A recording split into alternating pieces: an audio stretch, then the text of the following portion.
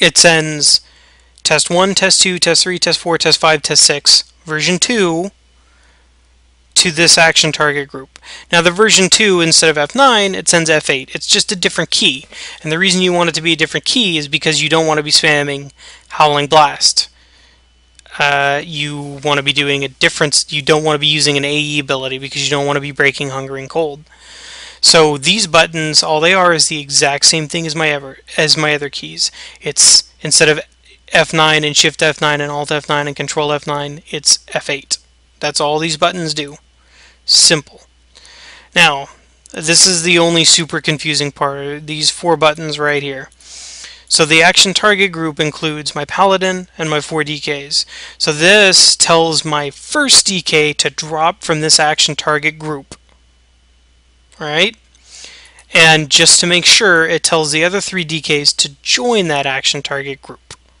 Alright? Now, I'm going to come back to this in a minute. This is to make sure, this is to make my Pally heals work while I'm spamming this button. You remember the cast sequence for Holy Light and Holy Shock and Word of Glory. So then, when you go to step 2, it's the exact same thing, except instead of sending Control Alt 0 to my 2 slot, it sends it to my 3 slot. And it tells my third DK, the one who's getting the 3 button, to drop from the action target group and tells the other 3 to join it. Now, and then 3 does the exact same thing, and then 4 does the exact same thing, with the added bonus of it has a pop-up text on the screen to tell me that I have officially cycled through all of my Hungering Cold. So let me go ahead and show you this in actual practice. Alright? So what you're going to be watching for here is, I'm going to show you my regular DPS key for a second, okay? Or actually no, I'm just going to show you the Hungering Cold. So what I want you to watch is how often you see these guys do the Hungering Cold, alright? Okay, there was one. About 4 seconds later you get another one. Another 4 seconds later, 3 seconds, you get another one.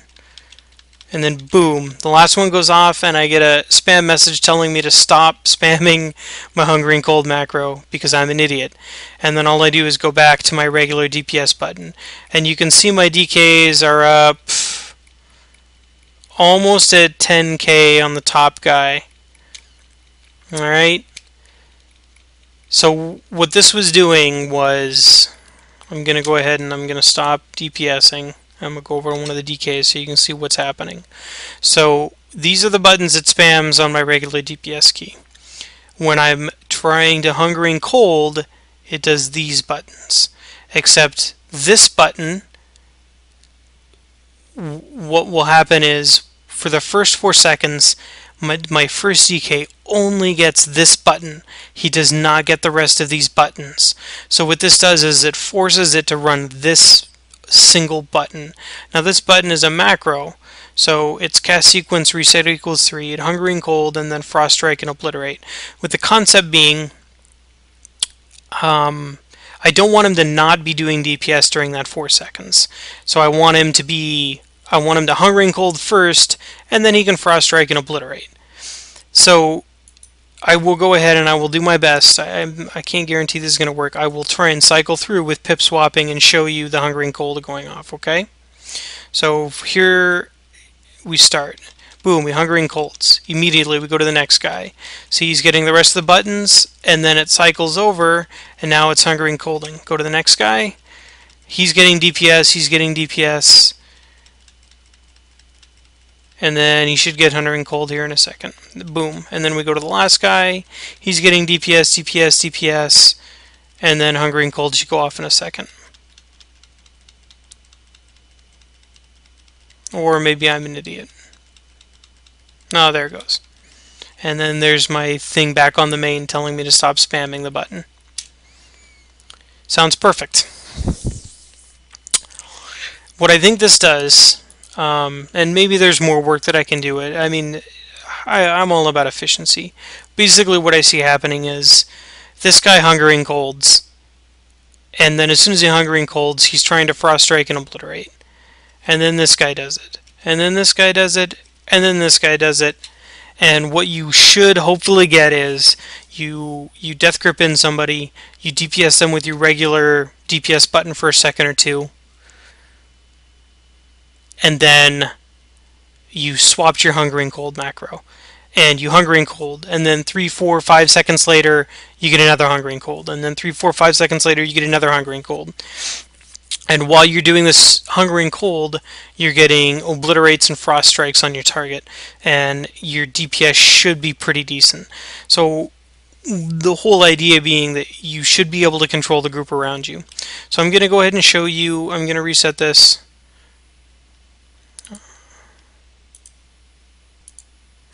I'm going to go ahead and reset this, and I'm going to show you my DPS, I guess, really quickly. So these guys are just self-buffed, just in the DK group. My training dummy is not jinxed. This is the 85 training dummy. Let's go. So I'm gonna wait a couple seconds and wait for their DPS to kind of get stabilized, and then I'm gonna swap over and show you what happens to the DPS when I go to my Hungering Cold button. So you can see, I mean, there's a decent amount of variance with the DPS, but it's pretty decent. And you got to figure about 2 7,000 point necrotic strikes after resilience on the target per 10 seconds. So another 1,400 roughly DPS on top of what you're seeing. I'm going to go ahead and swap over to my single target macro so that these guys start Hungering Colding.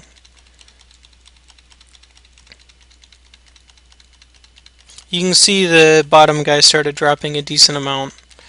The top guy stayed about the same, and then there we go. Stop spamming. I'm back to regular DPS, and then hopefully, like I said, if you're able to death grip people in, you shouldn't have a problem keeping at least 2 or 3 people Hungering Colded. All right. Let's see. I'm trying to think if there's anything else I wanted to show you guys. Oh yeah, this is my spec. You could take 2 points out of Annihilation and drop them into Resilient Infection, and if you stay Frost after the patch, you're probably going to take 2 points out of Annihilation and put them in Desecration, so that because then your Necrotic Strikes also drop Desecration on the ground, which is really going to help. It's going to make a lot of really terrible area for people to be running across. I think it's going to help with snares. And that's basically my take on it. That's where I'm at with the team right now. Overall, I'm really happy with arenas. You can see I made it to 1728 solo. I feel like 2K is easily doable. 2200 I think is within the realm of possibility. I think it's going to be hard because a lot of people are just doing 3s. They're not doing 5s. Because, I mean, you get the same amount of points for 3s. It's easier to find 3s partners. You don't have to worry about getting a ton of people together. And most classes have a pretty good 3s comp available to them. Whereas, trying to coordinate 5s can be really hard. So I'm not 100% positive what's going to happen long term with 5s arenas. I don't know what Blizz is going to do, but I can tell you right now, at least what I've seen, the competition that I've run across, I think 2200 is doable. I mean, I think you can get higher depending on what battleground you're on. And I think definitely if you drop the Paladin and then you just run 4 DKs, and then have a separate healer, especially if that person has been a duelist or a gladiator before, I think you could get to 24, 2500. I think you could get to the top of your realm, top of the battle group, or at least near the top. I think the burst DPS that these guys do while being unCCable is kind of a huge deal. You just got to make it work. You just got to get out there and play games. Unfortunately, my schedule is really wacky, and I don't get a chance to play as much as I would like during the time when a lot of arena teams are playing. But My goal over the next couple weeks is really to grind up until I hit the wall, and I'll keep you guys updated basically. The only other thing that I guess I kind of wanted to talk about was post 4.06 or whatever it is. I think Unholy may be the way to go. Frost might be the way to go. I'm not 100% positive. Death's Advance slots in right here. The way that I understand it to work currently is that it works just like Blade Barrier. Once both of your Unholy runes go on cooldown, you get a 10-second long undispellable aura that makes you immune to snares. It won't let you go slower than 100%. You can still be rooted. So if you get on a target as Unholy, you'll never be able, they'll never be able to get you off because you're Unholy. You're going to constantly be refreshing that that aura. You're constantly going to be on top of the target. But as I said at the very beginning of the video, a lot of it comes down to being rooted, not being snared. I don't care as much about snares. I care about roots. The DPS for Unholy altogether is staying about the same. It might go up just a little bit. They transferred some of the damage from the pet into Scourge Strike and Death Coil, which is kind of cool. And they made Mastery worthwhile for Unholy, which I think is really, really awesome. I like Unholy for two things. For Death's Advance, so that I think you're more likely to stay on target as Unholy. And two, a Dark Transformation pet is absolutely insane DPS.